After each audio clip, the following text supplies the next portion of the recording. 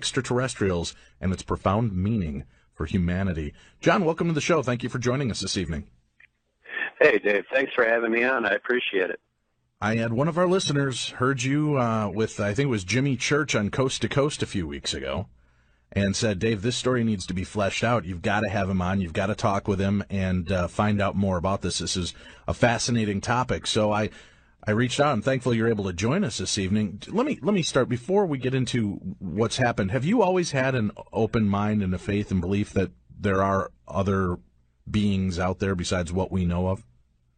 Well, I've always had an open mind pretty much about a lot of things, and that is that I believe that we have to, use our senses, and, we just have to use our minds and be somebody that tries to, learn about discernment and, just do the best you can with what comes in. There's so many weird stories out there now, just about everything in life that, I think we just have to be, reasonable people and try to, take everything one step at a time and just do a good job with it.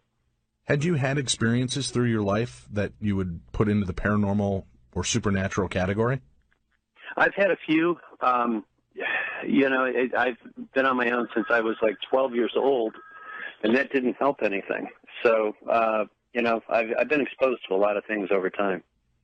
And you say on your own, you've pretty much just been out there raising yourself doing this, or what?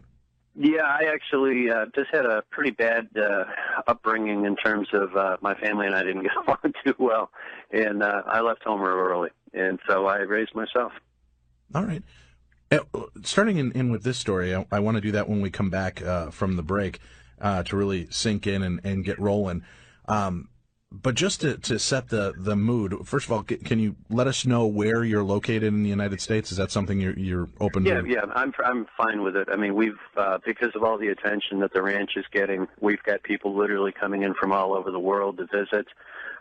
We've had different investigators that have come in and done more investigation work. We've literally got pilots flying over the ranch, taking readings. I mean, you name it. We've got just about everybody. It's actually Stardust Ranch is the name of the ranch, and it's located in a place called Rainbow Valley, Arizona, which is about 35 miles southwest of Phoenix, Arizona. We're out in the middle, literally, of about 200,000 acres of natural desert. And explain your property to us. How big is it? The property is 10 acres, and like I said, until recently we were the only ones out here, and then just in the last few years there's been a lot of developments. So now we have houses on either side of us, but until recently there was nothing out here. And what do you use the property for now? Well, we use the property actually for an equine rescue program called Hopeful Hooves. A long time ago, I was injured in a accident working at the Arizona State Hospital by a patient, and I had my back broken. And as I healed up after those injuries, I actually discovered what a great thing it was to work with horses. We had the ranch by that point, and I used to go out in the desert, and I'd run into all these horses that had been abandoned out there. Horses are very expensive to take care of. And, people were just having financial problems, I guess, and they were taking the horses out there and just leaving them in the desert, hoping that they would survive on their own. I started going out in a Jeep, and next thing I knew, it was like all the horses were aware of me, and I thought, wow, this is not a good thing. We need to do something about it. And the ranch was about 15 miles down the road, so I started bringing food. Next thing I knew, I had a herd of horses following me home to the ranch. And so that's what we've done ever since, is we have actually provided rescue services for horses, and that has just become eventually a nonprofit organization. And now we get horses occasionally from all over the country. When people call up and say, hey, I've got a horse, I can't keep it. I love the horse, but I will pay you, I'll pay to have the horse shipped to you. And so we end up taking the horse. Wow. Oh, that's fantastic. And with your foundation, is there a way that we have so many animal lovers as part of our audience? Is there a way they can help out and be a part of it or make donations? Oh, we would love that. I mean, I tell you what, horses are super expensive. It's about $3,000 a year to keep a horse in Arizona because of the cost of hay. There's not a lot of pasture. And people can go to our actual website, which is hopeful, HOPEFUL, hooves, HOOVES.org, and actually see our organization. And it is our great hope that eventually we'll be able to open some more locations around the country, because there are so many horses out there that need help. And they really work great with kids. They work with, vets that are having issues. We use them to help, female survivors of domestic violence. So there's actually a lot of populations out there using equine therapy to get well. And it's a tremendous therapeutic tool. And I've been a therapist for many years and worked in behavioral health. And so, I've had a chance to study equine therapy extensively, and I've written programs now to help out with that. Animals are very sensitive, they say, to aspects of the paranormal. Do the horses respond to what's going on your property as well? Yeah, we've had so many incidents out here in terms of not only just direct contact with ETs, but we've had tremendous amount of UFOs. We've had giant black triangles that literally have just hovered over the property. They're absolutely silent, but they're a couple hundred feet off the ground, and the horse is just standing there and look at them. They don't know what they are. Right. We don't really know what they are except what shape they are and what color they are. They definitely they kind of get it, but they're not terrified by it. Even in the fact that we had some really bad incidents a number of years ago where we actually had 3 horses that were mutilated. That's what I was going to ask. We always hear about these cattle mutilations. Has there been any impact on the horses' lives? But you said 3 of those. How long ago did that happen? This is going back to late 90s that this occurred. We moved in June 1st of 96, and it just kind of took off from there. And we really didn't have any, real super negative contact between the horses and the ETs until about 97, 98, going on in that area. When you had the mutilations occur to the horses, was it done in the standard pattern that a lot of times we see happen to the cows and cattle? Were they? Indeed, it was. Okay. It was pretty much exactly the same in terms of what we found were horses that had had a terrible, terrible struggle. They literally were carved out with something that looked like a laser in terms of the wounds. There was no blood, but they were eviscerated. They were just, the hoofs were removed, the eyes were removed, the anus was cored out, and the sex organs were removed. It was gruesome. And of course, we called the Arizona Livestock Board. We called the sheriff. We filed reports. We did everything we could to try to, document it, took photographs, the whole works. So all that is all part of the story, unfortunately. And was that all over a period of a night or a couple of nights, or spread over months with those 3 that were No, it was actually spread over about a year and a half. And see, that was the whole thing, and that is, the more we looked into it, the more we realized that, there were no suspects, there were no other, cases, right around here or anything else. Now, had you seen the horse fine one day and then find him down the next? Yep. and eviscerated? Okay, so it wasn't like, exactly. they're out wandering, and once in a while you'll go out and check the back 40 and there it was. So it could have been there for a week. Like that, okay. Dave. The horses were in pens. The pens are, 5 feet tall. They're well enclosed. They even have a lock with a padlock and a chain around the gate on each pen.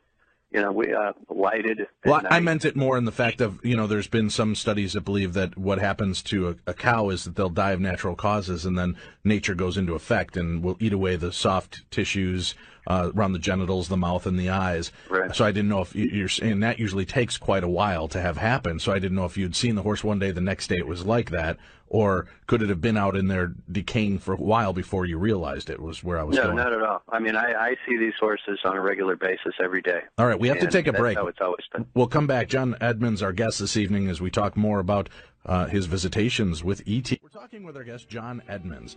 He is the owner of the Stardust Ranch, and he's been having a lot of strange activity. We've talked about the Skinwalker Ranch, Tim. Boy, was that Was that in our first year, 2006? Yeah, it was. Colm Kelleher. Colm Kelleher, right. And I know we're trying to revisit that story with our buddy from Coast to Coast AM, and now my mind just went completely blank on his name, Tim. It is George Knapp. That's right. Yeah. Yes, because George is the co-author of that book. Right. And I know a lot of people have had an interest. This sounds like it. Are you familiar with the Skinwalker Ranch, John? And I'm actually very familiar. Okay. And that gentleman actually visited our ranch. Colm Kelleher? Yes. Oh, okay, great. And what did he find? Did he say that this looks like the same kind of situation that he was dealing with on the Skinwalker Ranch? Well, what had actually happened was that Robert Bigelow's team of investigators had been out here a year or so before he came out, and there was just general talk about it. But the team came out, they talked to us, took us out for dinner. We had a nice dinner, and they were interested in it, but there hasn't been any follow-up. So honestly, I don't know what he thought about it. All right. Talk to me about this. When you acquired this property, what year was it? I bought the ranch in 1996. We moved in June 1st, and from the very get-go, it started to be weird. All right. Now, that's all relative. Being out in the middle of the desert, in the middle of nowhere, would already make it weird for me. And I've seen the skies when you're out in Nevada or you're out in Arizona at night. Man, what a beautiful vista. I mean, just an amazing sky. There's no city lights to impede it. And I beg any of our listeners who have always lived in and around major cities, you owe it to yourself to go to some place like this and look at the skies. You will see it in an entirely different way. Maybe it's not quite as beautiful to you having to deal with what you're dealing with, but talk to me about your first experiences once you got there that you realized something was amiss. Well, we had looked around for a couple of years, and it was hard to find some place that was really kind of far out of the city, but yet there was still a means of being able to go back into the city to go to work. And both my wife and I were professionally employed, working in behavioral health, and so we needed to be able to, get back into the city quickly and go to a regular job. This was about as far out as we were willing to go, so that we could still do that. But literally, the day that we moved in, the people that had been living here left all of their stuff behind, and we never saw them again. And I called the realtor that I bought it from, and I said, hey, bud, there's a problem here. I paid cash for this property, and guess what? Everything is still here. And he was furious, and he said, look, go out to eat, go to movies, go do whatever you can. Give me 5 or 6 hours. I'll find some way to figure it out and get them to move their stuff. And so that's exactly what we did. But we had all of our stuff in a rental truck, and we parked it on the property. And then we took one of our vehicles and we just disappeared for the day, hoping that when we came back, everything would be straightened out. Unfortunately, it wasn't. What we came back to was all of their furniture, all their personal belongings were in the pool. And it's a big pool. I mean, this is a 10-foot diving pool that's quite large, nice pool. And unfortunately, it was stacked up 3 to 4 feet out of the water with everything from appliances and furniture and you name it. And I was fit to be tied. I was glad they moved out, but that's not exactly moving out. Well, John, you got to be careful what you ask for because you just may get it, just not in the way you want it. Well, you wanted that stuff out of your house. And, I called the realtor, and he came over, and he saw it, took some pictures. He tried to get hold of the people, never got hold of them again, never heard another thing.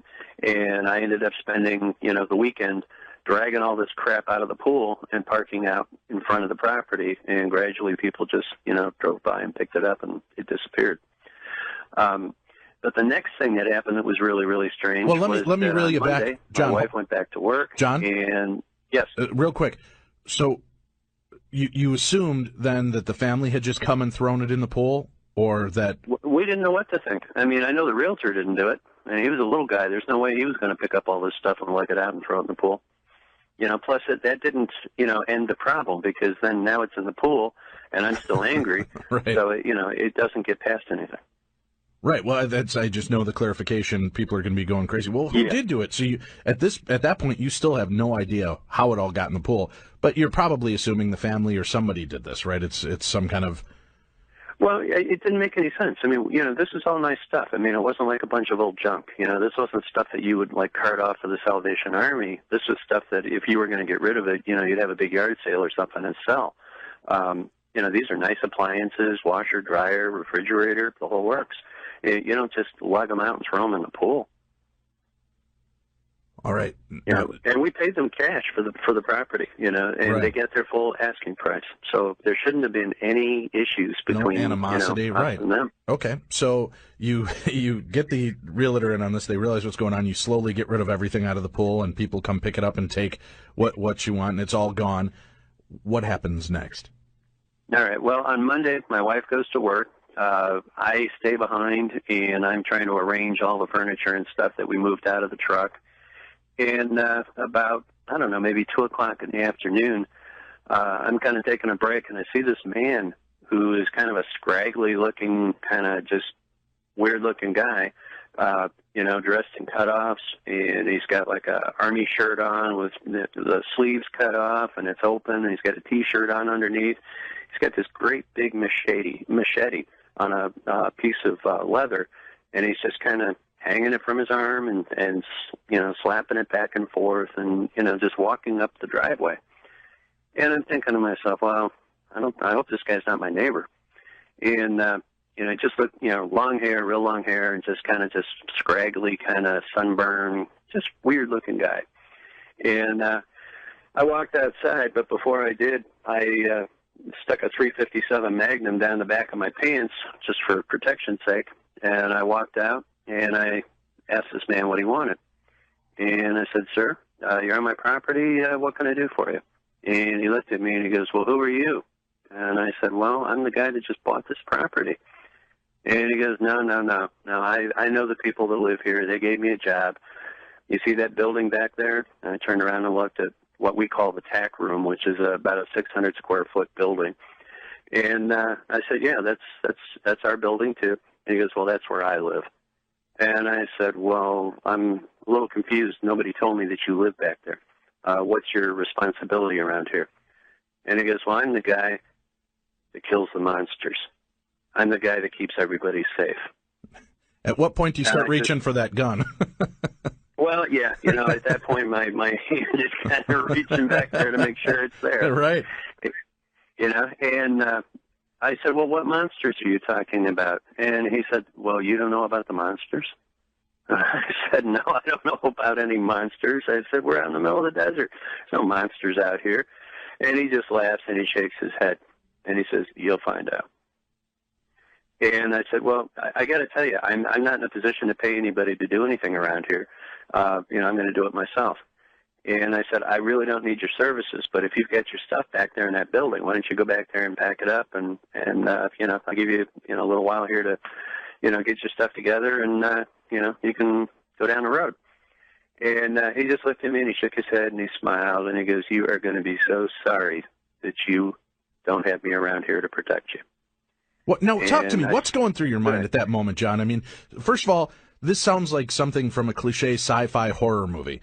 Are you thinking this guy's mad as a hatter and I just want him off my property? Or is any of this... pretty much. I mean, Dave, I've worked a lot with vets, and there's right. a large transient population of veterans from Vietnam on up here in Arizona.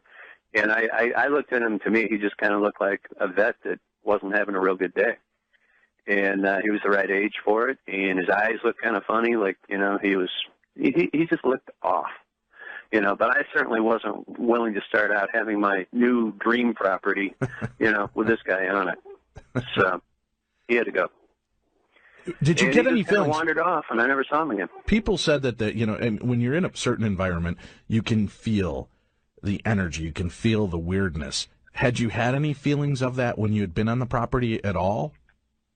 You know what? I didn't, but my wife absolutely was creeped out by the property. And from day one? I was gung-ho about buying it because it was the right price. It was in an area that is absolutely gorgeous. It's surrounded by hills with saguaro cacti all over the hills.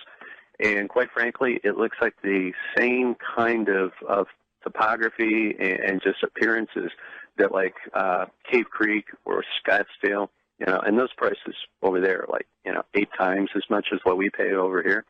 So I thought, man, I'm getting the greatest deal in the world.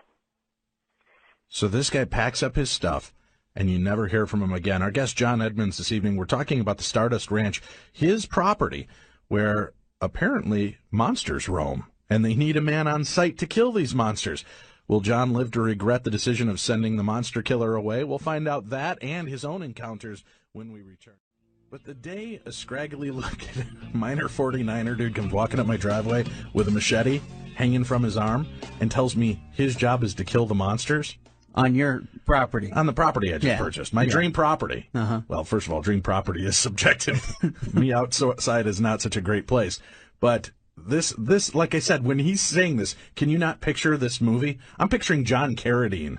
Remember creepy old John Carradine? Right, yeah. Walking up the path with the grizzled old miner, kind of skinny guy look with the machete in his hand. See, I've got a disheveled Nick Nolte in my head right now. He was talking more scrawny sounding. Yeah. I thought Nolte's is more drunk and big looking.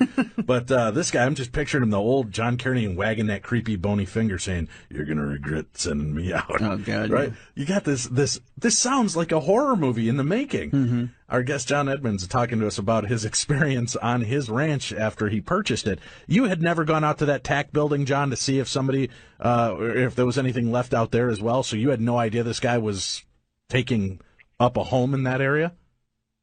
Dave, I didn't. I'll tell you, this is the real weirdness of this whole thing. I was smitten with this property when I first saw it. I'd been saving for a horse ranch ever since I'd left Chicago, or actually left Evanston, Illinois, where I'm from. That was like since I was about 8 years old. And, I was like 35 when I bought this property, so I'd saved up a bunch of money. And, I took one look at this place, and I said, man, for the money, this is a steal. And Joyce looked at me, and she goes, don't you want to, check it out first? And I said, what's it check out? It's a nice house. It's got a pool. It's fenced. It's got everything we need. It's got a tack room. It's got a big hay barn. It's got a guest house. It's got a creepy caretaker that kills monsters. Yeah, you've got everything. Of course, I didn't know about the monsters, but I got to tell you, I'm so bullheaded that even if I'd said that, if somebody, well, he did tell me there were monsters, but I mean, if he had been somebody that was more legitimate to me, it wouldn't have mattered. I'd have still bought it. All right. You send your creepy caretaker away. He never returns. You've never heard or seen of him again, right? No, I haven't. But I got to tell you, they found 48 bodies out here over the years. So he might have been one of them. Wow. Okay, well, for a second there, you were leading us down a True Crime Tuesday path. I was afraid you were telling me that you found out this guy was hacking people up and burying them on the property. No. Not on the property, but I mean, over the years out here, sure. In this area, I've met a lot of sheriff's people, including Sheriff Joe Arpaio, sure. and, gotten to know these guys pretty well. And, they've told me over the years that they found at least 48 bodies. And anything strange about these bodies, or just drifters that met? No, they never really got into it with me, okay. But they just told me that, be careful. And, I've always been well armed. I've always been somebody that, heck, I grew up in Chicago. It's like, man, you've got to be, semi-tough just to be able to, grow up there. But, to me, aliens, gang members, pretty much all the same stuff. They're just throwing all different kinds of signs. Let's That's about it. let's move on then. So you've sent away your monster killing caretaker. How soon before stuff really starts to amp up and you realize maybe I needed a killer caretaker after all? Well, it wasn't too long after that. Literally, it was about maybe a week and a half to 2 weeks that we started seeing things on the property. First, we started seeing all these lights that we call golden orbs in the south sky at night. And they just look like big orange, like globes or orbs. They're always in groups of 3. They're absolutely perfectly motionless. I mean, you could balance a stick between 2 of them or 3 of them, and they just appear, and they last a few minutes, and then they blink out, or they move real quickly, and they move to a different spot in the sky. And we've been seeing those now for almost 20 years. Are you anywhere near a military installation? Well, Luke Air Force Base is 17 miles to the north of us, and west of us, another 15 or 20 miles, is the Goldwater Gunnery Range. But the thing about it is that we actually, I've taken hours and hours of these, video of these orbs and of other things out here.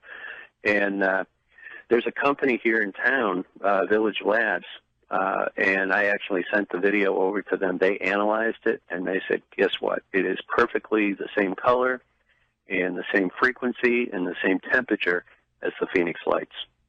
So that's a big tie-in because of the fact that, everybody says the Phoenix Lights were only here that one night. Right. They've been here forever. Okay, so you've got now some corroboration that what you're seeing is not natural gas phenomena, not electric ball lightning. It's nothing of that sort. There is some kind of craft that is moving around in the skies near and around your property. That's right. And, we've actually gone out and determined how far away. It is exactly 17 miles from the property that we see these orbs. And we've seen them hundreds and hundreds of times. We've had lots of witnesses. Like I said, we've got video of it. And one of the really weird things about these orbs is that they actually have depth. You can actually look into them, and you see blackness in them. You see colors like green, red. They change colors. And it looks like there's something inside of them, or it looks like they're at least three-dimensional. So, it's like almost like they're tunnels, like you're looking into something, and it's actually an opening to somewhere else. Wow, so like a portal or a time tunnel you're looking through. Yeah, in a way. It's weird, though, because it's opaque. It's not like real super clear. It's just kind of a murky color pattern inside of it. And again, we do have pictures of them actually changing and transitioning, and we have seen things go in and come out of them. That's what I was going to say. Have you seen any lights emitting from them or entering them? Now, what type of things go into them? Well, I can tell you one thing, and that is there's plenty of squadrons of F-16s and F-18s that go out there and chase these things all over the sky. And do you have videotape of them chasing those as well? I wouldn't say I have videotape of the actual planes because they're moving real fast, but you can tell, you can hear things, you can see the orbs appearing and disappearing and moving around. So you kind of, it's not like you see the tail numbers or anything on the planes, but it's pretty clear. I mean, it's pretty easy to infer what you're seeing. All right, but I mean, when you have got the planes zipping over, you've never caught the footage of the planes, the jet fighters flying towards these balls? No, they're too high up in the air. You can hear them and you can see them, but, with a video camera, it just makes them so small you can't see what they are. Oh, sure. All right, I understand. All right, so you see these portals. Now, do you start to notice on nights when you see the balls in the sky and you see these lights, does it coincide with physical beings on your property or weather patterns or any other kind of aspect that you can tie together? Yes and no, and I'll say that it sounds strange for me to say that, but I can't say that one causes the other. I wouldn't want to say statistically that there's a relationship between them, but it might be. We see the lights, and then 5 or 6 hours later, there'll be some kind of an occurrence on the ranch or in the house. So yeah, there might be some kind of relationship between them, but I don't want to jump to conclusions and say one causes the other. Listen to how calm he is, Tim. Right? He's just like, oh yeah, we see these lights, and sometimes things will happen on the property or in the house. It's so matter of fact. It's like you and I saying, oh yeah, we got those stupid Japanese beetles back in the house again. Yeah. And got to get rid of them. This guy's got aliens and beasties roaming about his property and home, and he doesn't sound affected. It's got to, after all of this time, it's got to kind of just feel like old hat to you, even though the rest of us listening would be terrified by this. Well, I'm a clinician. I'm a therapist. Mm-hmm. I have worked in some of the most exotic jobs that one can do in behavioral health, from working with, people that were serial killers to people that were, just really serious criminals. And, I used to be one of the guys that when something would happen here and they needed to have somebody go talk to like a shooter on the roof, I was the guy that went and talked them down. So, I've done some pretty radical stuff in terms of, facing danger. And I learned a long time ago that, you have to detach yourself from it. You have to emotionally separate yourself from the moment in order to be rational and in order to have, all your faculties in place so you can deal with it. And it just seems like the worse things get, the more rational I become. Wow. Well, I give you a lot of credit, again, with what you're dealing with. Of course, we haven't really gotten into anything more than seeing some lights in the sky and jet fighters tearing off after these lights. What happens next starts to change your paradigm, I'm guessing, when you start to realize that it's not just in the night skies that you have to keep your vision, but as you alluded to, that things start to roam the property, things start to enter your home. We'll talk with our guest John Edmonds about that when we return. We've got to take a quick break. We've got so much more coming for you, right? Let's get back to it. John Edmonds, our guest, the Stardust Ranch, a location very much like the Skinwalker Ranch. So many different types of activity taking place there. John was just beginning to talk to us about these lights that would appear in the sky and almost seeming to be type of portals, jet fighters chasing after them. And how does it start to progress from just lights in the sky? I mean, are they ever flying directly over your property, lighting up your property? No, not really. I mean, the jets fly over. We also had Apache attack helicopters. We've had, you name it. I mean, the military really has been, especially in the beginning years, was very prominent out here. When there was nobody else out here except our house, the military had a pretty strong presence. But that changed over time as it began to get a little bit more in terms of other houses and people out here, a few businesses out here. The military has pretty much, they're not as obvious anymore. All right. Well, and it's not unheard of for the military to fly exercises over the desert areas. And as you said, I mean, you're in the middle of nowhere. So most of these places would be places that would be safe for them to fly over as opposed to flying over Phoenix, right? I mean, this is... Yeah, but I mean, we used to get squads of these attack helicopters that would be, 60 to 80 feet off the road, and they would fly directly down the road and go south in the early evening. We had drone aircraft. When they were first developing the drones, literally I'd be out watering the horses and I'd be standing there with a hose, pouring water into a barrel. And, 30 feet behind me would be a drone aircraft, and it would just be literally hanging there. And see, I never knew that they could actually remain stationary. I thought they always had to remain in motion. But these things, they could just stop perfectly and hover like a dragonfly. All right, and I'd turn around and see the thing, and then it would zoom off. You see these in the sky, and the fighter jets and the Apache helicopters. Was there ever any firefight, or was it just them seeming to be chasing something? I never saw them launching any kind of weaponry. I didn't hear any machine gun fire, cannon fire, or anything like that. It looked like they were just literally just trying to keep them in their sights and use them, something to be able to pursue. I think maybe they were given orders to not attack them because of the fact that, they couldn't hardly even keep up with them. Have you ever contacted the military installations close by to ask, hey, just out of curiosity, what's with the helicopters going over? Yeah, I did. I used to do a lot of reporting for something called the Cause website that was run by a guy by the name of Peter Gersten. And Peter Gersten was what they used to call the UFO lawyer. And so, I used to check out a lot of these stories, in this area. And, the Air Force always, it's always the same thing. No, we're not going to acknowledge anything. There's nothing going out there. There's nothing going on. Nothing's leaving the base, blah, blah, blah. So you never get a straight answer out of those guys. I would think it would only behoove them to say, oh, yeah, we were just flying a low-flying military exercise. Sorry to have bothered you, sir.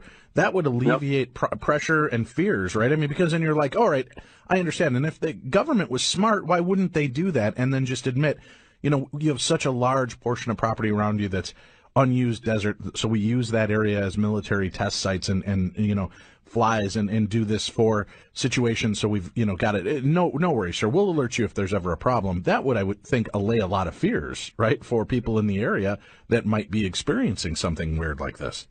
Dave, I think you answered your own question when you stated if the government was smart. Oh, you get it here on Fox. That's right, folks. We've got more updates on the government that way. All right, you see these lights, you hear these things going on. When do you begin to, well, I guess, what is the next progression of activity that starts to sweep over your property? Well, something I want to add to that real briefly, and that is I used to ride out as soon as I would see these orbs because I was concerned. People would say, "Oh, they're going to be like flares." Look for a parachute, look for stuff like that. I was scared to death they were going to set the desert on fire and burn everything down, and so I went out specifically to check that out. And none of these things ever came down on the ground. It never set the ground on fire. There were no fires. So as far as being flares, no. So I just wanted to point that out. And where you were seeing these orange balls and these lights in the sky, there's no chance that those were from a golf course and they were those party lanterns or anything like that was going up? Because I know the orange ball lights have been now debunked, as I'm sure you know, looking into UFO claims. A lot of people are putting up those little tea light balloons, if you will, and they look like an orange ball of light, and they'll go up in patterns of 2 or 3s, and they'll hang, and they'll kind of go on the same jet stream and float side by side, which a lot of people thought wasn't possible, but they've been able to recreate those experiments pretty easily. So you're sure that is not these things are the size of a Greyhound bus. All right. It just might be really big tea lights. No. Okay. So you've got these massive craft floating over. And again, do you hear anything at all? Is there a low humming, a droning noise? Anything from the craft, not the military craft, but from the UFOs? No, nothing at all. I mean, they're perfectly silent. It's almost as if one dimension has been superimposed on another, because you can clearly see that there's activity going on with these objects, and that they are they don't seem to be. It's like they're here, but they're not here. I don't know how to explain it. It's as if they're on fire. I mean, they literally look like they're on fire, but you don't hear anything, you don't smell anything, there's no residue, nothing. Have you noticed in that case then, perhaps a lack of sound overall? I know some people have claimed that during UFO encounters, everything is silent. It's like you don't hear a dog bark, you can't hear a cricket chirp. It just suddenly, it's dead. That's true. That is very true. I never thought of it until you said that, but there's absolutely no sound. In the desert, at night, there's a lot of sound. And when these things are active, there's nothing. I mean, you don't hear a breeze, or feel a breeze, nothing. Everything stops. Oh, all right. Well, that's definitely something to consider as well. I know we've only got about 4 minutes left in this segment, but talk to me a little bit more about some of the other activity that started to amp up for you.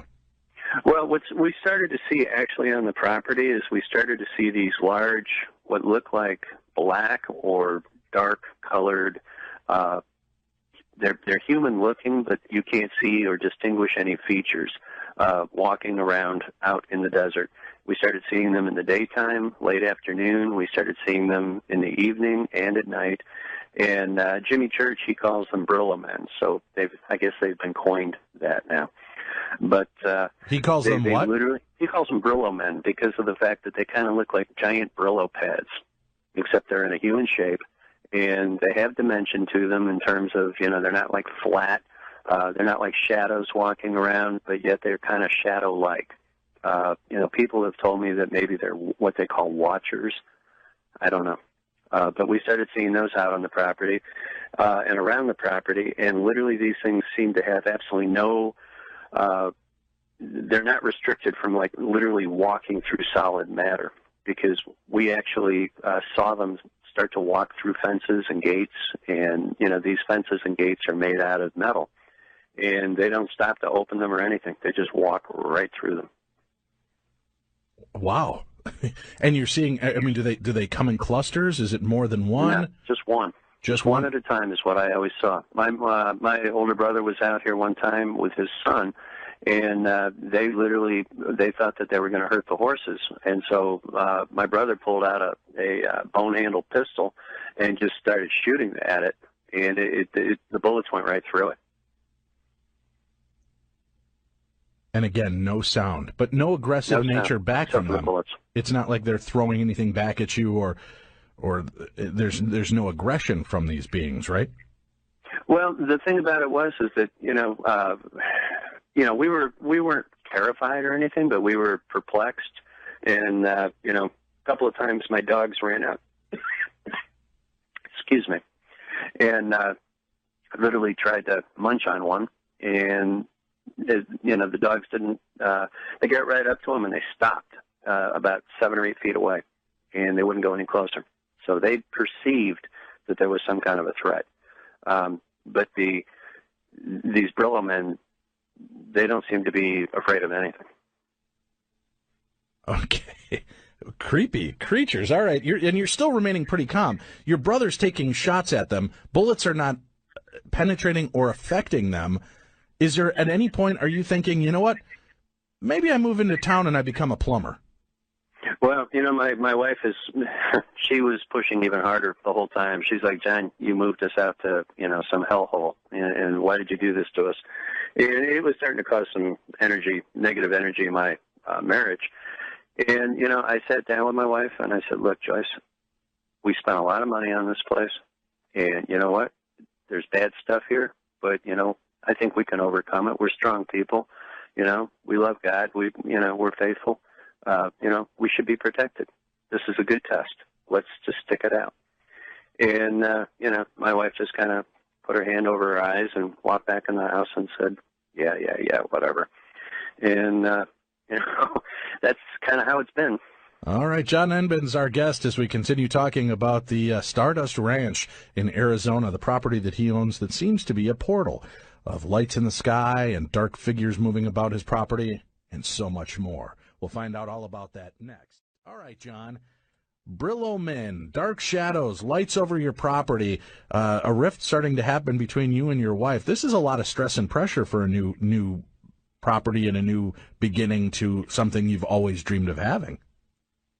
Well, Dave, it really was, and it just, I kept trying to pass it off and just say, yeah, well, we live out in the middle of nowhere, and, when you're in a new place, you just kind of got to get settled, and hopefully things will get better, But I had called the phone company and asked them to come out and put in a phone for us, and they made an appointment, but then the guy didn't show up. And I thought, well, that's weird. So I called the phone company back, and, I kind of, gave them a hard time about it. And they said, we don't have anybody that will come out there. And I said, what do you mean? And I said, I'm within your catchment area. There's no reason why I can't have a phone. And they said, it's not the location in terms of where it is, it's the place itself. And I said, well, what does that mean? And the lady on the phone told me, she said, we can't get any of the workers to come out there. And I said, well, I got to have a phone. And I said, I'm entitled to a phone. I'm willing to pay for it.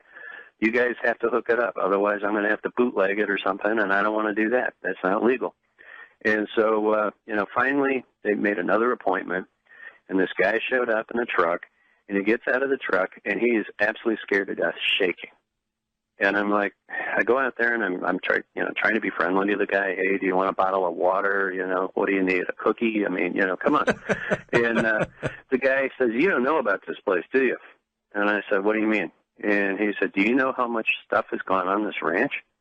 And I'm like, no. And he proceeds to tell me about the history of the ranch and the fact that they drew straws at the phone company to decide who had to come out here. And so that's how I ended up getting my phone. So what does he? The guy, yeah, what does he start to tell you? Okay, what is the history that unfolds when the phone company comes out there? The people that built the ranch originally back in 1977, they literally just started with bare ground, and they built the buildings. And then when it was time to move in, the wife told the husband, "No way, not moving in there. Place is creepy. Don't want it. Going to get a divorce if you force me to move in there." And so the guy put it up for sale. And so he never even lived in his own house that he built. So his dream never was fulfilled either.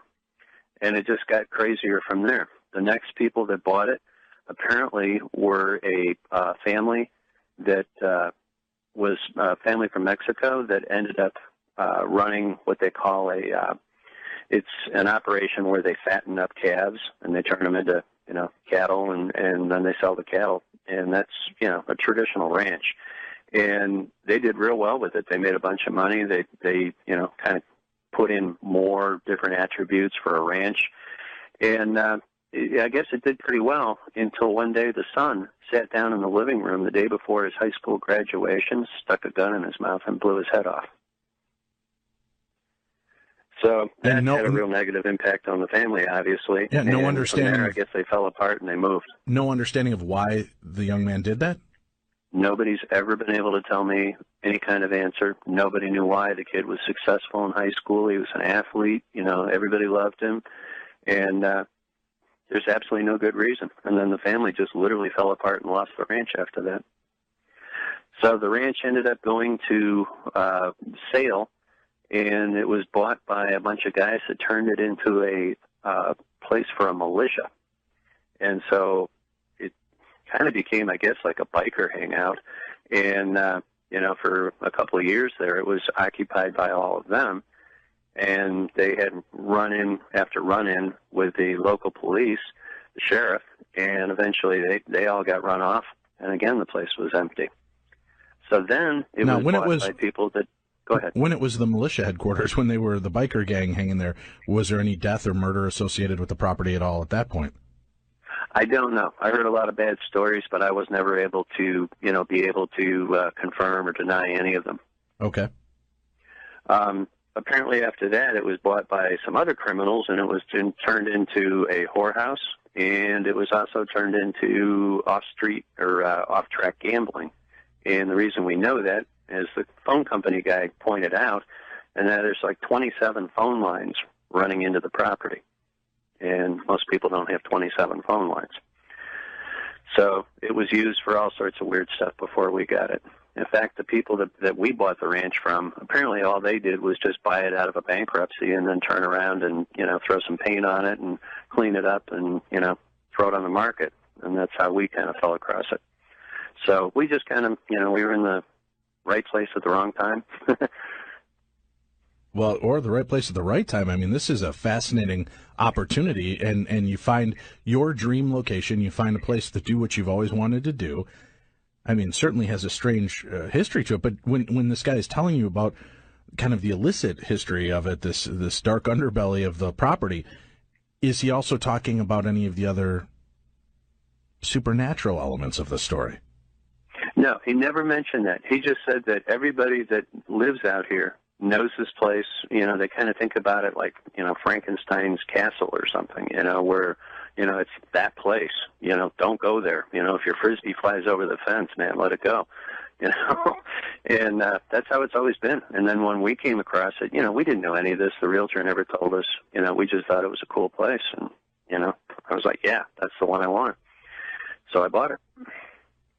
Okay. It's absolutely bizarre. I mean, that's a lot of history to come into this kind of location with. And once you kind of had your eyes open to all that took place, and you start to realize that, everybody that's been there has had kind of an unstable atmosphere or violence and death, suicide, things like that.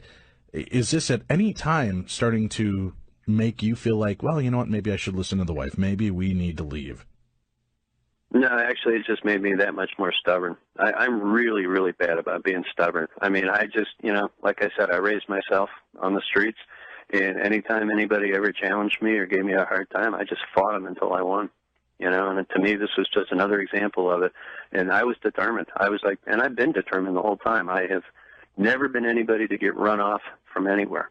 And I sure as heck was not going to let a bunch of little alien ET, so-and-sos run me off my own property. But at this time, are you believing that it truly is alien UFO nature? It's not just military things going on? Well, I actually, I started calling churches and asking people to come out here from the churches and check it out and maybe do like the equivalent of like a exorcism. And we had, folks come out here from the Mormon church because there's a lot of Mormon churches out here. And, really nice people. They came out here and actually they were so scared that they skedaddled out of the property in the middle of the ceremony. So, I mean, it's just one of those things. I tried to do everything that I could do, that I could humanly think of to find ways to try to either get more information or to try to combat what I felt was a negative force, that my wife was feeling was a negative force, that everybody else was telling us was a negative force on the property. And, it's really interesting because just recently I had a gentleman come out here that deals with ghosts and with spirits and all that, and he confirmed for us and even wrote a report a guy by the name of Daniel Teague, who does Vega star healings, and he came out here and he said, John, you have as many ghosts on that property as most really old museums. You have over 500 ghosts on the property. At any given moment, you have at least 60 ETs, and you have 3 long-term resident spirits that live on that property with you. Well, that might be time to start charging rent, John. I'm just throwing that out there. We've got Ascension Code. We'll continue talking about the Stardust Ranch, finding out more about the creepy history, the encounters they had. And at what point did John start to feel like there was something more malevolent and dark on the property? What was going on, and what were the encounters that began happening in his home? That's coming up next. You want this property. What was the dark side of the story? I mean, was there a malevolent nature to these things being around, or did it not really frighten you, but it was just more fascinating, the things that they were doing? Well, I would tell you that in the beginning when I started seeing things, I actually thought it was kind of cool. I mean, I was like, wow, I bought this place and, we're seeing all these lights and stuff. And to me, it was just kind of like, it was real interesting. I was curious, and I thought maybe I'll get a chance to see a real UFO. Well, I had no idea that I was going to not only get to see real UFOs, but I was going to start dealing with ETs, like person to person, in my face. And the gray aliens literally began to show up here on the property, and you could see them. Now, I didn't know what a gray alien was. I didn't know what any kind of alien was. I never in my life ever wanted anything to do with the paranormal. I always tried to, whenever I came across anything that was paranormal, I always tried everything I could do to try to explain it away, find a rational reason, the whole works. And literally, we started seeing these beings on the property in the house, and they were terrifying. And I wasn't terrified, but my wife was terrified, and I was very upset that she was terrified. And there was no way to communicate with them. They literally would just show up either in the master bedroom late at night. They would show up on our sun porch. We just started seeing them. And describe them to me. How tall were they? How fat, skinny? What did they look like? Big head, big black eyes, tiny mouth, little nose, skinny neck, anywhere from 4 feet to almost 5 feet. They have long fingers, but not human-like fingers. Feet, but not like normal feet. No real clothes. And how do they move about? I mean, do they walk like you and I, or do they float? Do they fly? Do they just seem to transport from one spot to another? They literally seem to, I know they can move like normal, bipedal locomotion, but they don't really seem to do that. They just kind of move from place to place, almost as if they're displacing, the area that they're in, and they just go to the next area. And that was one of the ways that actually made it kind of easy for me to interact with them when it became time to literally have conflict with them, was because I would just predict where they were going to be. It was like somebody throwing a football, and I just had to meet the football. So I got to the point where I could tell where they were going to be approximately, and I had had a samurai sword given to me by somebody, and they said, sounds to me that's the best way to deal with them. You live in a brick house, so you don't want to be shooting things, and have to worry about bullets bouncing off. Stick with a samurai sword or a baseball bat. So I got both of those, and I kept them handy. They were very effective. Well, it doesn't, and I know we're going to get into that aspect of the story later, but doesn't it seem weird that these creatures can come from wherever they are, they can enter your home and move about freely, do these things, but they're susceptible to a bullet, a knife, or a baseball bat? Well, yes and no. I mean, there's actually a gentleman by the name of Robert Michael Collins who did a great analysis of how they move that's actually available on several different websites. And, he actually talks about the physics of it. He's actually observed these creatures himself, not on our property, but on a different location in Ohio. And, he knows exactly how it works. So that information is available, but it's pretty technical. You see these moving about in your house. Your wife is witnessing this. They're coming and going. Do you have any physical altercations with them? Well, and that's what ended up happening was that my dogs at the time tried to attack. They always show up in threes, by the way. They never show up one at a time. And my dogs, I had Rottweilers at the time, and they actually went after one of these creatures. They pulled it down on the floor and started to just tear into it. One of them just literally was standing there watching the whole thing, and the other one I ended up running through with a samurai sword. And literally, I mean, I gutted the thing to the point where the sword went right through the body and went right into the wall behind it. This brownish fluid started spurting out. And when I removed the sword, there was a piece on the end of the sword the size of like a big grapefruit. And that's what ended up being sent to Grass Lakes, Michigan, to Dr. Levengood for analysis. What happened to the being once you run it through with a samurai sword? Does it drop to the ground and die? Does it disappear? Does it get up and slap you and walk away? How does it react?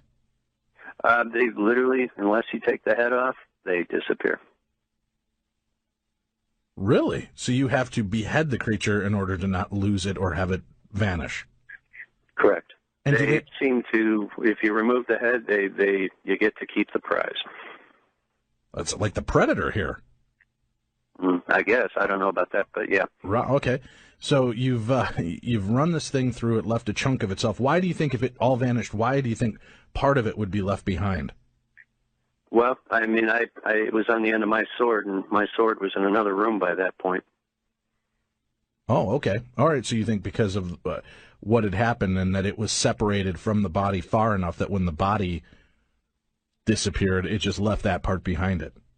Yeah, I immediately took the sword, and I ended up taking a plastic bag, several plastic bags actually, and I grabbed it and pulled it off the end of the sword and immediately put it into a glass bottle and stuck it in the freezer. With the idea of doing what with it? Well, I didn't really know. I figured that, everything I was trying to do, and I've always tried to do with this entire set of experiences, was to treat it clinically so that I could have some kind of proof, because everybody's got great stories, but if you don't have proof, that's all they are, is stories. Exactly, right. So you've got that going. You've now taken a piece. You've got this stored away. When they appear, are they only appearing as one, or are they appearing multiples? Well, I mean, like I said, they always appear in threes. I've never seen them unless they were in threes. And they used to appear in our master bedroom sometimes 2 and 3 times a week. And they began to do bad things where literally we'd wake up and we would find that there were holes in us and there was fragments of skin and tissue being removed from us. There was blood being removed, all sorts of things. And then that even got worse because they started actually assaulting my wife. And that's when, I went over the top on that one. I literally walked in to the room. My wife, because she goes to work so early in the morning, she has to go to bed usually by like 10 o'clock at night, 10:30 at the latest. And when I went in to go to bed, it was about 11:30 at night, and there were 3 of them in the room. My wife was levitating about 3 feet off the bed, and they were touching her and trying to do things to her. And I grabbed the sword, and I just literally cut them to ribbons. And is that when you learn that by beheading them, you get to keep the prize? That's right. So you beheaded one of these aliens, That's right. And you've got the full carcass and remains? I do not. It was removed from the property, and at this time it is out of state. Let's just put it that way. I'm really not, until I'm given permission to say so. I can't really say where it is. But you're in control of it. It's not on American property, even though it is in the continental United States. Okay. Now, but you're the one in control of it. It wasn't taken from you. The aliens didn't come collect it and flip you off and take off in their UFO. You took responsibility for this body and where it went. That's correct. Okay. And I know you're not at liberty of exactly saying where it's at, but can you, we've got about a minute and a half left in this segment, can you tell us what conclusively can you tell us about this find? Who the organization or people that have it, are they able to determine what it is, where it is, how old it is, anything like that?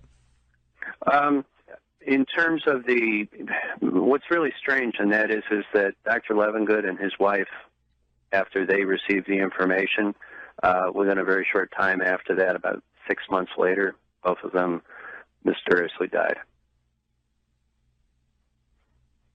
Wow. Now I'm wondering about doing the rest of this interview, Tim. I'm going to have you walk me to my car. That's chilling. We'll talk about that. We'll explore more of that aspect of the story.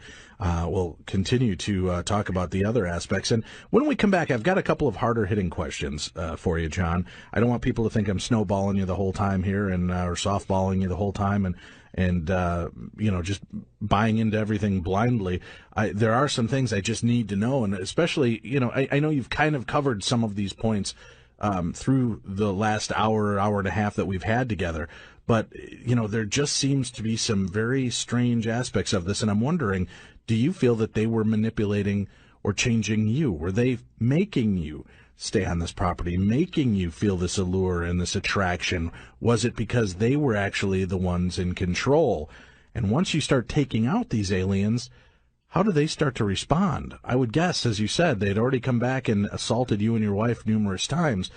At what point is it time to maybe look at getting out of this property?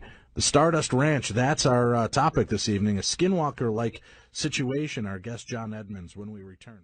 When they begin physically and perhaps even sexually assaulting you or your wife, is it not time to burn the ranch to the ground and get the hell out of Dodge? Well, it might have been. I understand being stubborn. When you got horses and you've got well over $1 million in the place, no. It just, I wasn't willing to let go. I was not willing to, all these horses that came here and have been here were abandoned, and I made a promise to God that I would take care of them and that I would stand, be a good American, be a good man, and that I was not going to back down under any circumstances, and I was going to depend on my faith, and, Well, let me ask you a hard. I was going to do it. Let me ask you a hard question there, then. And I know I'll piss off a big portion of our audience doing this, but you and your wife are being accosted, molested, experimented on by these aliens. Where's your God during all of that? Where is God helping and protecting from those kind of attacks? And trust me, I come from a Christian perspective. I believe, but it's in those situations where you think, I'm leaving it into faith and I'm going to believe in God. He seems to have already failed you at this point. You're being I've never felt that way. Hurt. Dave, I've never felt that God's ever failed me. I always felt that God made me strong enough to be able to stand against any, darkness or any kind of threat and to, prevail. And so far I have. So I don't feel like God's ever walked away from me. He's had my back the entire time. Prevailing is winning out, and I'm not being able to do these things to you against your will. They're doing things to you, medically testing you, and maybe other sexual things to you. That doesn't seem like protection to me. Well, the way I looked at it was this, and that was that what we were going through was something that not necessarily that we needed to go through, but somebody had to live through these experiences and come out the other side to talk about them and tell the story, and to be able to say that no matter what happens to you, if you depend on love, if you depend on being sacred in your marriage and good in your faith, that you can stand against anything. And I truly believe that America's that great. Well, that's fantastic. I give you a lot of credit. I don't know many people, myself included, that could have that kind of strength, that at that point I just don't feel like it's either time to pull up stakes and get out of there or questioning my complete faith system. And how does that affect you? I mean, talking about the faith system and aliens, up until recently it was not real, popular a theory to believe in aliens. It was only within the last 7-8 years that the Catholic Church has opened up and said, it's probably not a sin to believe in life elsewhere anymore. How are you rectifying it with your faith and belief in God, that there is more going on? There's no book of Mork. There's no book of this alien race. There's no telling of that in our understanding of the Bible. But yet here it is. I'll tell you what, Dave, I used to pray, and I'd say, Lord, I'm really, really sorry that I brought my wife here and that this happened. What do I do?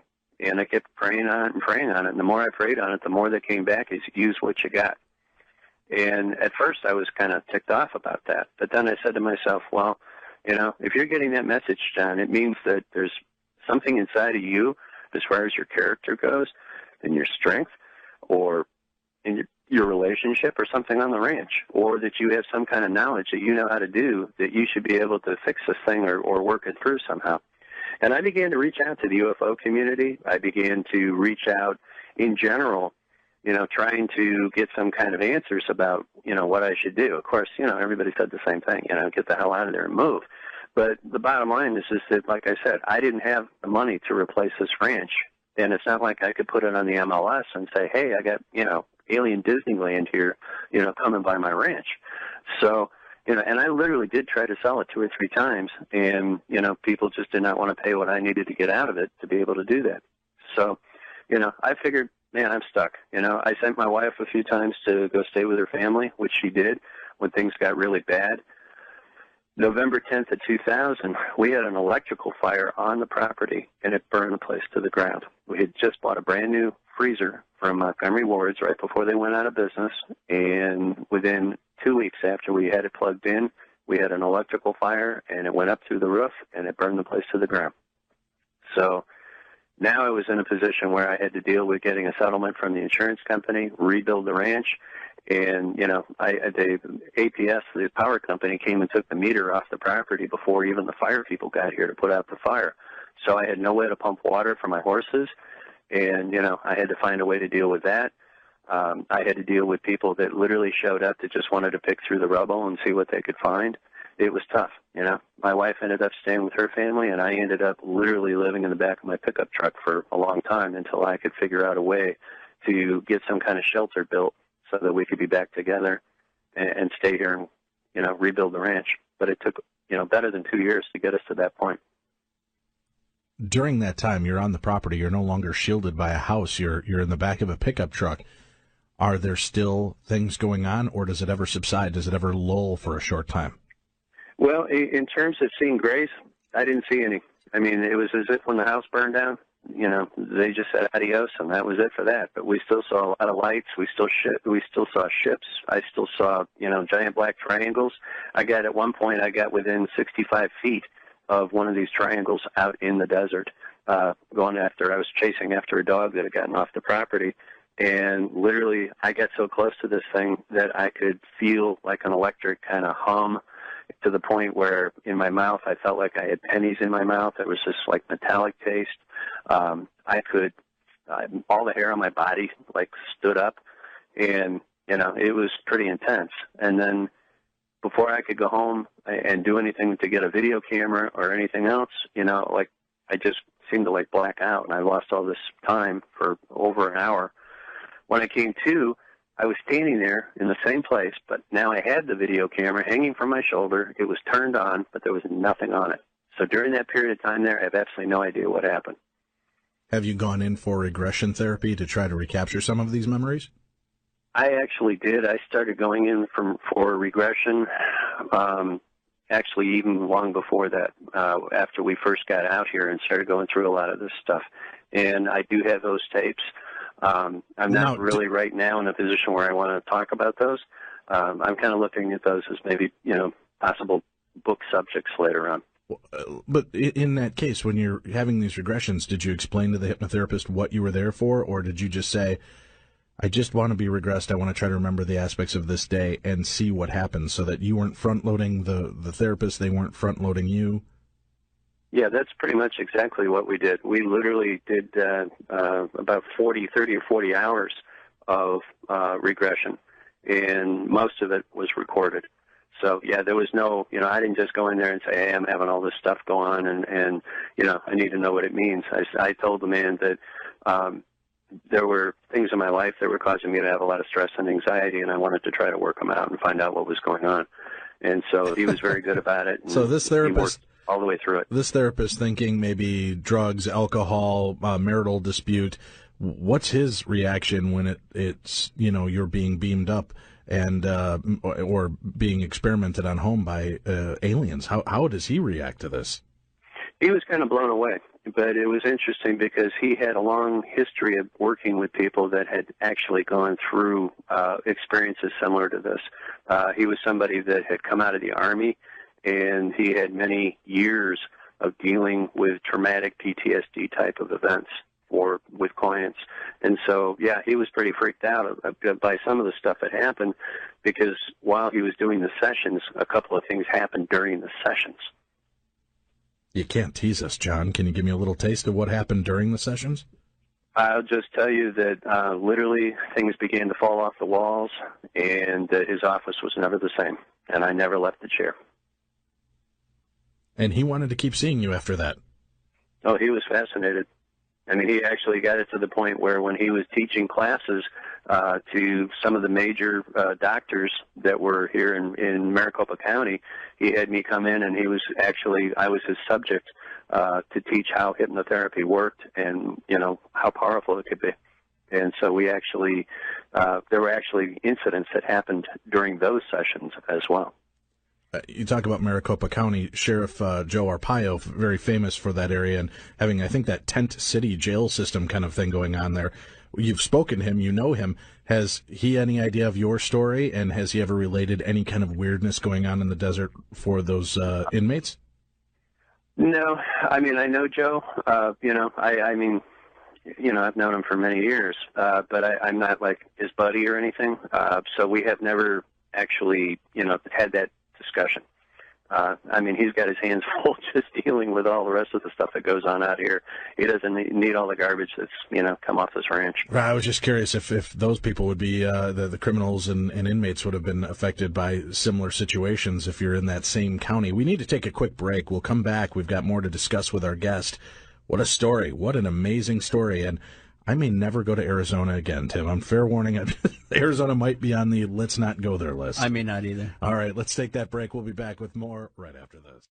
This is every alien nightmare you could imagine rolled into one tidy little Arizona-laden ball. We were talking about you're located in Maricopa County in Arizona. Your Stardust Ranch is out there. You've had all these strange experiences, and I brought up the fact Sheriff Joe Arpaio is well known and has that tent city kind of set up for inmates. And has certainly made a name for himself as being one of the toughest sheriffs in the world. He said that you haven't really spoken to him about this, but have other people and residents of the area, maybe even some of the past inmates, ever talked to you or approached you about these kind of situations and stories?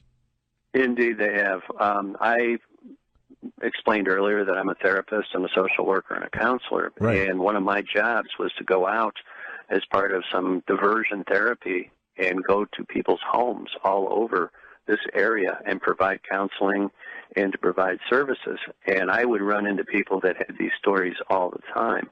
Now, the thing is that I couldn't tell them about my experiences because that would have been unprofessional to bring myself into that therapeutic situation and trade stories with them. But I did get a chance to hear a lot of stories from people that they had seen things out here. And, the whole time that I'm dealing with all this stuff on my ranch, I'm trying to, work 40, 50, 60 hours a week as a counselor. So, it was very difficult for me to be able to, maintain that professional rapport without allowing some of my stuff to bleed over onto theirs. But I always managed to do it. I thought that was critical. Eventually, in 2008, I ended up retiring from the counseling profession because of the fact that I thought I'm going to have to expose this. I'm going to have to, go to the next level. And I don't want my counseling profession and my professional practice to be affected by it. And so I did retire from the profession completely. Knowing what you know about how the mind works, how people work, how the influence of ideas and perceptions can affect others, like you just mentioned, you didn't want to superimpose your thoughts, beliefs, or experiences onto theirs. So you just had to remain objective and let them report what they were doing. I mean, that's correct. You've got this stuff going on in your life. Is there at any point you're thinking, maybe I need medication? Maybe I need to look at what's going on in my life, and is stress getting to me that I'm seeing and thinking I'm experiencing these things?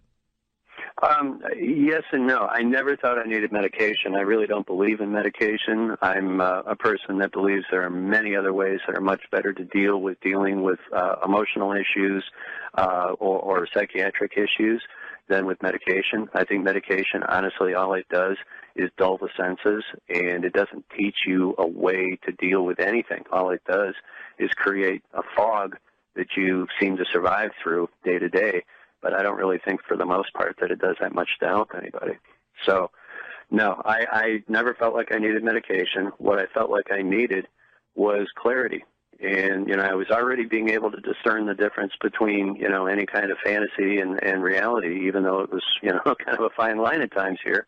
But I felt like I never felt like I didn't have a good grip on things. My wife, she got very depressed over this. And as time went by, we found out that the exposure that she had to these ETs caused her to have, unfortunately, a fatal diagnosis. And she is now being treated for that fatal diagnosis, which was made through the Mayo Clinic here in Arizona, and she's getting better. But, I'll tell you what, my wife has paid dearly for it. I have spent a lot of years apologizing to her and trying to make up for it. But you know what? In the long run, she saw my point of view, she accepted it, and she's worked with me as a wonderful woman and as a wonderful wife to be strong and to work through, to some kind of resolution. So I give her all the credit in the world. We've heard on other shows and conspiracy theory shows that there are elements at work, whether it's shadow government agencies, big business, other independent corporations that seem to have this technology that is very invasive and can create hallucinogenic moments, can create physical ailments, and impede your thoughts, impede your memory, impede your visual sensory perception. And when you're referring to UFOs that you see in the sky, that all other senses seem to shut down. You're not hearing anything. There's nothing else going on. It all seems to be silent. You're having these visions. You're seeing these things. Creatures are coming in. Is there ever any research that you've done into this domestic terrorism idea that maybe the government is just guinea pigging and creating these experiments with you and your family? We thought all that might be possible, but I'll tell you what. In 2001, I was diagnosed with rapid onset MS. And I went literally from having no symptoms to having severe symptoms to literally going into Barrows Neurological and being tested and having MRIs done. And they said that I had plaque on the brain, and I had what looked like some kind of an object at the center of the brain. And they thought that, the guy literally asked me for my driver's license, took it away from me, and said, "You're never going to drive again." He said, "You better get ready to die.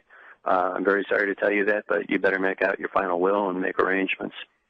And I went back to see this gentleman that was the therapist, the hypnotherapist, and he recommended that I meet with him and with an individual that he was going to introduce me to a few days later. I met with that individual.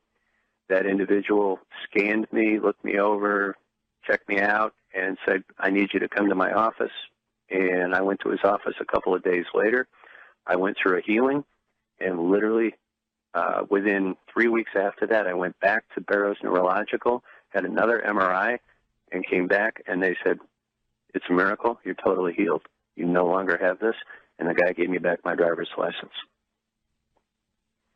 Wow. So who do you think interceded on your behalf? Do you believe that it was the alien race had stopped doing what they were doing to you, or that they healed you, or do you think it was your faith? Well, actually, I think it was a combination of things, but literally the gentleman that I was introduced to used a form of technology that literally he had me sit down in his office. He gave me this large ball. It looked like almost like a crystal ball, except that it had all this gold stuff in it that looked like tinsel. He told me to relax and told me to look into the ball. And after a few seconds of looking into the ball, suddenly it felt like I was inside the ball, looking out of the ball, and I felt this warm, almost like flowing, like water, warm water flowing all over my body. And he explained to me that what was happening is that the gold inside the ball was being literally was going into my body, and that it was healing the areas along the neural paths that had been exposed to this MS problem, and that it would heal me. And it took about 30 minutes, and at the end of it, he just said, okay, close your eyes, open your eyes. I opened my eyes. I was back outside the ball. I was sitting there in the room with him and my wife, and literally I felt better.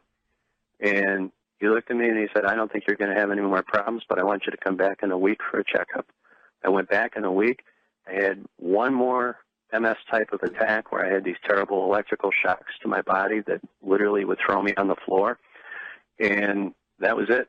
And it's been now, all these years, 14 years later, and it's never come back. And so I began to really believe in the power that there was other technology that was out there, that there were ETs out there that were good ETs, and that energetic healing could become a means to be able to cure just about anything. All right. Now, I know with that being said and the listener base that we have, I'm going to be inundated with emails begging for information on who that person is and how to get that kind of therapy. Is that something that you can share as well? I can actually do that because I'm actually now working with that individual. With an individual, actually. It's not the same individual, but it's another person that does the same kind of work. The original person is no longer doing any kind of work like that at all. He's off doing other things. But there's a gentleman by the name of Christopher Macklin. That's Macklin. He is out of Branson, Missouri, and he does the same kind of healing, and it's fabulous. He does like 30 of these healings every single day of the week, and he does them by phone, he does them by Skype, he does them in person, however is necessary to get it done, he does it. I can give you actually his website, which is www.christophermacklinministries.com. All right, and I can give you a phone number. We'll put up the link, and I'll tell you what, we'll do this off air. We're talking about his property known as the Stardust Ranch, property where he has not only seen and witnessed lights and UFO craft in the sky, but has also witnessed beings, creatures, from dark, shadowy, Brillo-like figures moving about his property to 3 of his horses being mutilated over the period of a year and a half, to encounters with greys inside his home, both physically, aggressively, and perhaps even sexually assaulting him and his wife repeatedly. This having a deep impact and effect on their physical and mental nature. John, this is a story unlike any other I've heard, and very much like the Skinwalker Ranch, but it's so much more personal with what's going on with you and your family. You've got ET activity, you've got these creatures, you've got lights, you've got ghosts. I mean, you have come into what's like a paranormal nexus of activity, just this property that's ripe with all types of different things going on. Dave, that's a real good description, and as I kept trying to reach out, we were getting to the point where we were sort of literally at the end of our ropes. I mean, it was more and more looking like maybe it was just time to, just give it up and get the heck out of here. But, every time we've been, just right to the very edge of, giving in, God has sent us some kind of an answer or a solution or something to take us, to a little bit better place. And indeed, that's exactly what happened this time as well. In 2011, we had a lady that's a doctor here in Phoenix come forward, and she said, I can bring some ETs that are positive ETs to your ranch, and we can have a meeting and see if there's something that we can do to control or end all of this activity. And I was pretty skeptical at first because at that point I'd only met one really positive ET, but the fact that he'd already healed me from MS, I thought to myself, well, if he's good, maybe there are some other ones out there that are halfway decent. And so I agreed to the meeting, and she brought out these 2 members of the Syrian command, literally, and ended up bringing out, there were several other groups, Pleiadian, Andromedan. All of them came out to the ranch, and actually only 3 of them came out with her physically. The other ones literally appeared in my home as we were holding the meeting. When you say appeared, were they appearing in a physical form, or were they? Yes. Or were they a holographic they literally form? just kind of like beamed in. It was like one moment they were there, or they weren't there, and the next minute suddenly I had a house full of these individuals, and I was like, wow, how'd you guys get here? And they just kind of looked at me and smirked like, well, we don't drive around in SUVs, we got a big spaceship. And I was like, all right, well, that's pretty cool. Could we see the spaceship? And indeed, later on, when the meeting was over, we went outside, and we saw a spaceship that was a flying saucer that was like the size of a big NFL stadium in the sky. And my wife and I just looked at each other, and we were just blown away. And I've got to ask, just out of curiosity, you're in front of all of these aliens. You're having this United Nations of interplanetary characters appearing in your home to have this meeting, and you ask if you can see the UFO. Do they look at each other and roll their eyes like, oh, humans? Or yeah, kind of. I mean, it was a real rookie mistake at the time, I guess. But you know what? I mean, I'm a guy. I'm just a regular person. It's like, right. What do you? I needed some proof. Sure. I mean, for all I knew, these guys were just hoaxing me. But they beamed into your living room, John. How do you beam into the living room as a hoax? Well, I thought maybe somebody let them in. They just showed up and somebody let them in. I mean, I was trying to find any kind of rational explanation for the things that I was seeing. I understand. And I couldn't figure out anything, so I kind of had to go with what they were telling me. But they had brought things with them in terms of, samples from other places in terms of, like, valuable ore. I mean, at one point they had, like, what looked like a block of gold that was a large block of gold. And that's not like something that anybody would just walk around with. I mean, it was a big block. They had these various different stones that whenever you touch them, they'd light up or they would turn hot, they'd turn warm. They had all sorts of things. And, I sat there for about 3 hours with my wife, and we just asked one question after another, and they gave us good answers. Now, the fact that they were all wearing swords kind of bothered me. And I thought, man, this is really kind of strange. I wasn't afraid of them, but I thought, well, I got a sword, they got a sword, I guess that's cool. So at the end, when we went out, my wife and I sat outside on this, the bed of my pickup truck. I've got a red F-350 pickup truck, and I was sitting on the bed with her, and we're watching these guys stand there with these swords, 3 people with swords up, pointed in the air. And that's when this giant monster spaceship came out of the clouds. It was just like boiling clouds. It went from a beautiful July, sunny, hot day in Arizona to all of a sudden we were having black clouds. There was lightning. There was thunder. There was rain. Not just a little bit of rain, but torrential rain out of blue, just like it came out of nowhere. And in the south sky, the entire south sky was orange. And there were literally dozens of other ships. Where are the fighter jets? Where are the military helicopters and craft? You've got this conglomeration of craft hanging over your property. Why is nobody scrambling a jet to come check on it? I have no idea.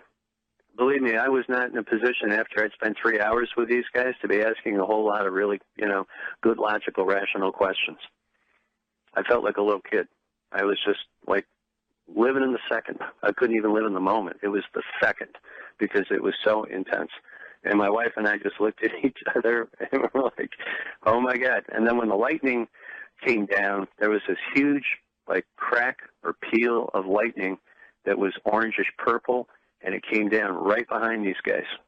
Note to self, don't stand out in a lightning storm with 3 swords sticking up in the air.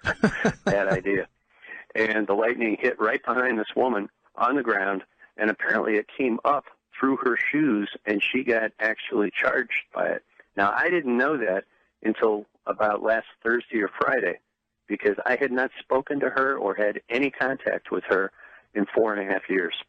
And after the interview with the Project Camelot interview, somebody gave her the interview, the contact information for me, and she said, that's my story. That's my story. That's the same people that I went out to their ranch.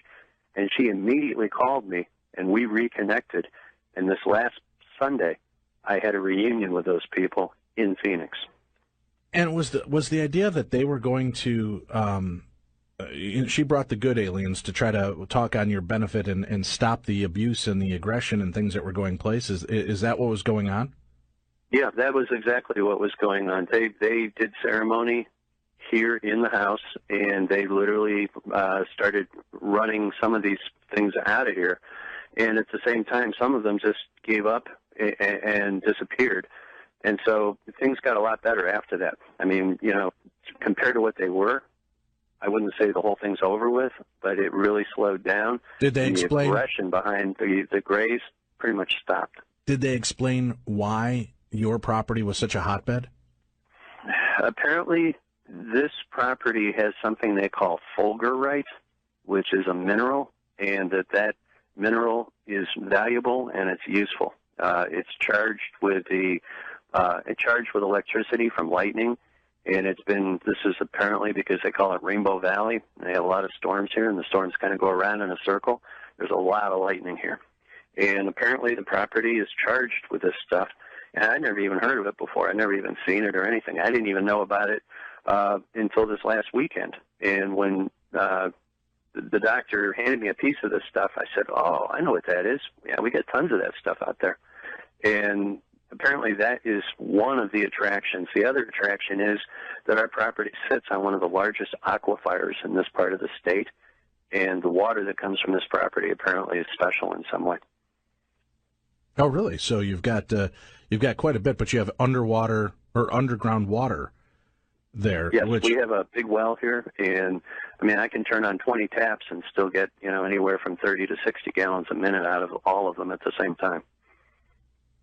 That's pretty impressive. You've got a lot of things that would make it seem conducive for being a portal or an area of energy, just in a natural environment. You've got all these aliens that come forward and talk to you. I mean, do they look any different than you and I? Have they got 4 eyes, 4 fingers, anything that would differentiate them from our human forms? Not really, except that the 2 of them that I remember very specifically were quite large. I mean, they look like they should have been, playing on an NFL team. They're just really big, strong, real healthy-looking people. And are they living here amongst us?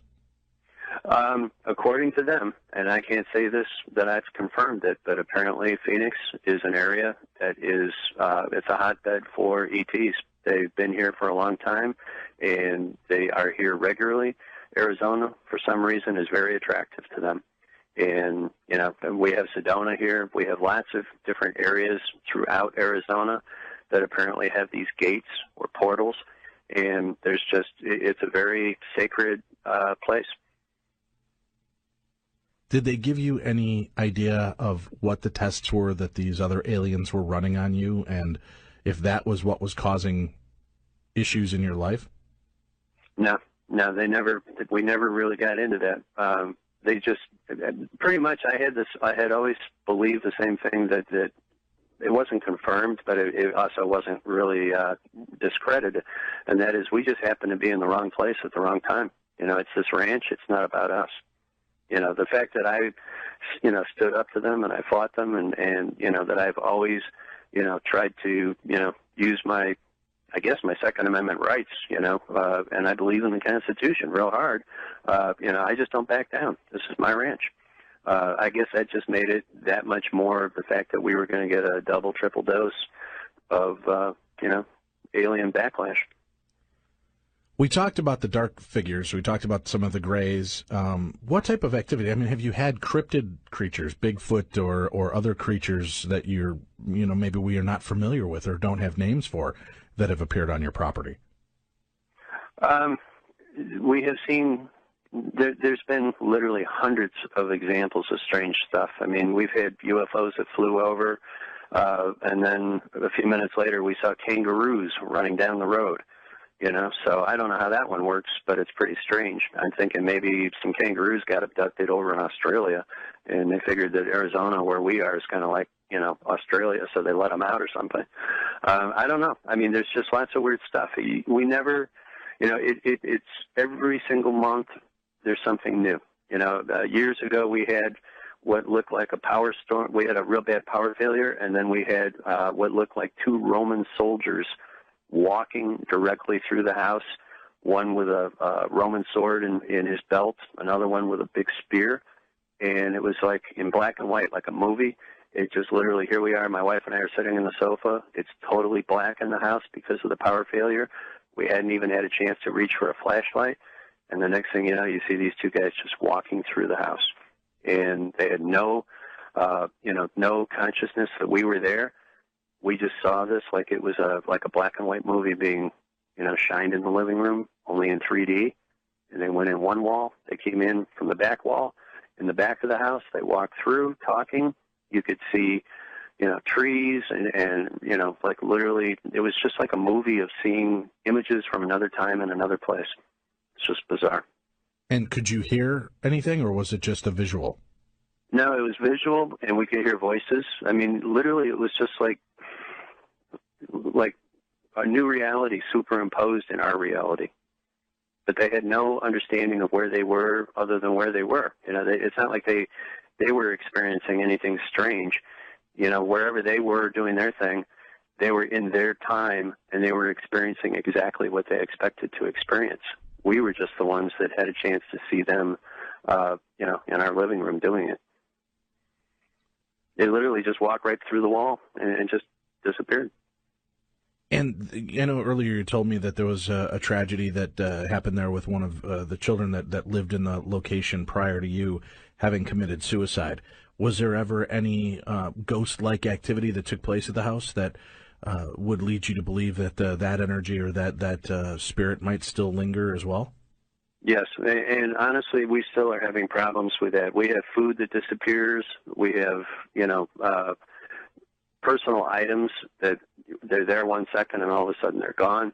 And then, I get pretty upset when that happens because usually it's like car keys or a wedding ring or a wallet or something like that. And, if I bitch hard enough, all of a sudden within a few minutes, it'll just literally just drop right out of the air and fall on the ground. Would you say that there is activity that takes place there still on a daily basis? I don't know if I would say daily, but I would say every few days. Usually it comes in little batches, particularly annoying. I mean, in the summertime, there's been times I'd be sitting there watching a movie or something, and a water bottle on a table nearby will lift up, 7 or 8 inches and just rotate in the air right next to the sofa where I'm sitting. And it didn't happen just once. It's happened, many times. And my wife will just sit there and look at it, and I'll look at it. And it's almost as if they're saying, hey, we're here. We want you to know that we're here. We've had dogs picked up and literally floated across the room and then set down on the other side. Just lots of, small examples like that. But you no longer feel the kind of threat or impending malevolence that you felt in the past?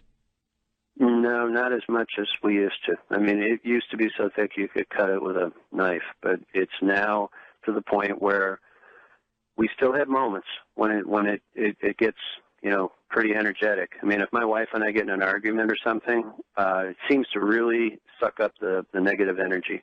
And something we've noticed with people, and that is we've had a lot of visitors to the ranch over the years, and some people that maybe are not 100% well-grounded emotionally, it seems to bring the worst out in them, to the point where we've had people that just for no good reason all of a sudden would have a terrible crying fit, or, we've had people that have had terrible anxiety for no good reason, never had a problem with anxiety, and literally, got up in the middle of the night, 2 o'clock in the morning, threw their stuff in their vehicle and just split. And, I mean, literally they were running out of here in their underwear. So it affects, the ranch affects people differently. The energy on the ranch affects people differently. Some people, it seems to make them very animated and very positive and very, just to the point where they act like they've had 1 or 2 cocktails and you can't shut them off. But it's different for different people. Is this something that you would, I know you have investigators come out there all the time. Do you try to keep children or pregnant women or anything like that from entering the property so that well, I don't happens do that, but fortunately we haven't had that issue. Okay. certainly if somebody wanted to bring out their kids, I'd probably try to discourage it. I don't think it's a real good idea. We have had, people that have come out for horses that have brought kids with them, and the kids just went off a rail in terms of misbehaving and, not listening to mom, and to the point where she literally just had to put them in the car and take them home because they're out of control. Have you, you were saying earlier that there's been a lot of testing on the energetic properties of or the energetic principles of the property, rather. Have you found that there's high levels of electromagnetic frequency, either coming from the ground or coming from the sky towards the ground? How is that being measured? Well, a couple of different ways. I mean, again, this was more of a sort of people noticed things rather than, they actually said, hey, we're going to test for this specific thing. But when people come to the ranch, they usually use a GPS because it's still out in the middle of nowhere to some extent. And inevitably, they always tell me that their GPS is wrong. It's off by a couple of miles. It's off by 20 minutes. It's off, and we've had people fly over in a plane. In fact, we have a couple of friends now that we've met through this whole thing that are pilots, and, they're actually doing some studies to find out what the magnetic anomalies are out here. For another thing that we find, and that is, doesn't matter how good batteries you buy for your vehicles, they only last about 6 months out here, and then they get sucked dry. And, I used to, get the really good warranties on batteries because we went through so many batteries a year in cars. And, inevitably, 6 months, 8 months, dead as a hammer. Yeah, I give you a lot of credit. I mean, you put up with an awful lot there. When they were showing you things, that the special ores and the gold and such, were they willing to leave some behind for you to maintain your lifestyle and help the animals, or what? No, I didn't even ask them. I hate to say I was in shock, but I was dumbfounded. And I mean, it takes a lot to kind of knock me off my center, but I was knocked off by my center. And so is Joyce. I mean, my wife is learned to be a very rational, logical person over the years with me, and she asks really good questions. And, we tried to ask them about, like, where they were from and what it was like. And, but, I mean, we sound like a bunch of just rank, kids. I mean, we just, tourists. We really, I wasn't impressed with my own performance in terms of asking these guys good questions. You had healings done. Has your wife gone there? I know that you said she's been dealing with medical maladies and issues. Was that something that was also effective for her? Well, that's the whole thing. That was my first thing that I wanted from Christopher is that I wanted to get her signed up for healings. And he is doing healings with her, and they seem to be helping. She had, as a result of the diagnosis that she was given, chronic fatigue syndrome, to the point where no matter how, I mean, my wife could sleep for 2 days and wake up and go back to sleep again for another, half a day. She never gets enough sleep, and she never feels rested. And she eats perfectly. She takes supplements. Everything that we could do for her to get her healthy, we have tried for years, and it's not really helping much. But since she started working with Chris, she's starting to feel better. Her whole affect, the way that she relates to me, the way that she walks around, she now has a smile on her face, which is, for me, that's like a miracle. And the other thing that's real interesting is I told you about that reunion that we had with these guys, the aliens. They actually said that because I came out and told my story, now they want to come out and tell their story. And that's sort of the big bombshell, and that is they want to go public. And there is a little dissension amongst the group in terms of who gets to tell what and what's going to happen and when they're going to do it and, what that's all going to look like. But it actually looks like they are going to go public. And make it a mass release to the world, or just... Yes. Okay. And have they given you any indication of when something like that might take place? No, I was pretty much dumbfounded again by it. These guys have a good habit of kind of knocking me off my center. And, I told them, I said, well, what's that going to look like? Are we going to have, like, the big news conference? Where are we going to do it from? You're going to have the ships, the whole works. And they said yes to pretty much everything, So there's talk that we're going to do it from the ranch. They say that the ship would be available. but I don't know when, and I don't know anything about yet what that's going to look like. All I know is that, in person, face-to-face, I was told that this is something that they want to do, that they believe that it's important for the world to understand that, there's many races that have been here for eons, and that, they want to be part of doing something better. This whole ascension, like I wrote in the book, that's about changing the world to a better place. That's about using better technology.